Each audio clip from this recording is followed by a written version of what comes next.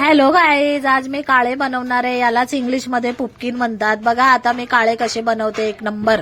तर बघा, स्वच्छ धुवून घेतले आणि साफ करून त्याला मीठ चोळून घेतले आणि सगळं पाणी काढून घेतलेलं आहे काळ्याचं. आणि आता त्यानंतर मी तुम्हाला दाखवते, सुटसुटीत झालेले आहेत बघा. तर आता आपल्याला काळ्याची भाजी बनवायची आहे.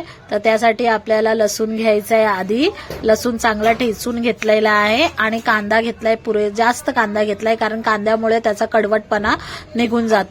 हे टमाटर घेतलेले आहे, टमाटर 2 घेतलेले आहे आणि ते बाजूला आहे शेंगू कूट घेतलेलं आहे, शेंगदाण्याचं कूट घेतलेलं आहे. तर चला आता बनवूया आपण. तर एका याच्यामध्ये कढईमध्ये आपण आता तेल टाकलंय. तेल याला कमीच लागतं, तुम्ही म्हणजे असं काही नाहीये, तेल मी कमीच टाकते. आता या तेलामध्ये मी सर्वात आधी जिरे टाकते. जिरे टाकल्याच्या नंतर आपल्याला त्यामध्ये लसूण ठेचलेला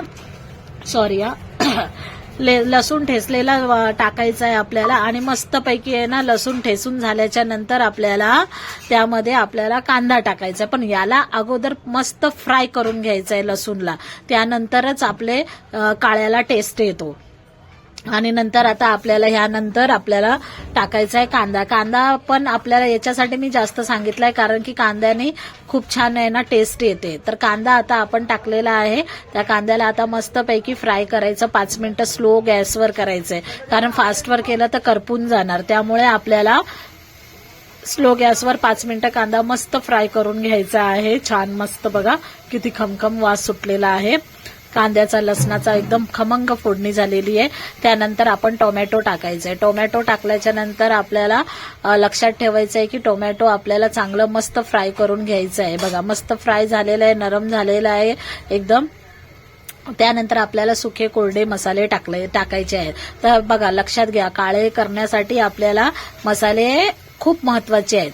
तर जास्त नाही लागत, कमीच लागतात. हे बघा, हळद चिमूटभर आणि त्यानंतर तुम्हाला हिरवी मिरची टाकायची, ठेसा तर टाकू शकता, पण मी लाल मिरची टाकते.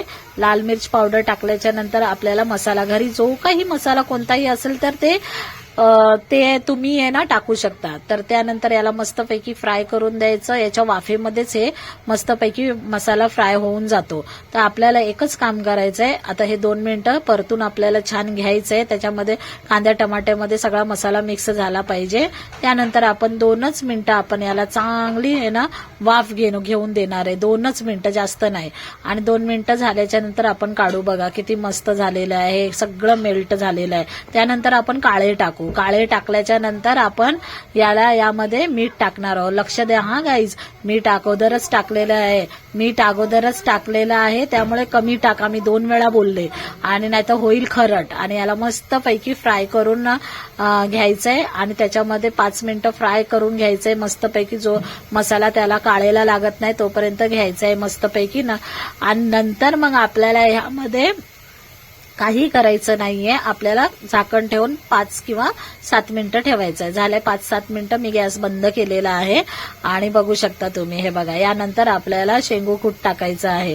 तर हे बघा, हे टाकलंय शेंगू कूट आणि नंतर शेंगदाण्याचं कूट टाकल्याच्या नंतर त्याला आपण मस्त हलकंसं हे करणार आहे, त्याला मेल्ट करणार आहे. गॅस बंद करून केलं तरी चालेल किंवा आणि असेल स्लो मध्ये तरी चालेल.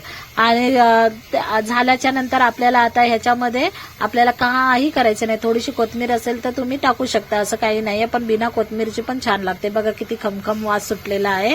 आणि आपण आता हे खाण्यासाठी तयार झालेले आहे काळे. आता मस्त पद्धतीने बघा बनवून बघा तुम्ही, छान झालेले आहेत. आपण झाकण ठेवू आणि जेवायला घेऊ. या गाईस, तुम्ही पण जेवायला काळे खायला.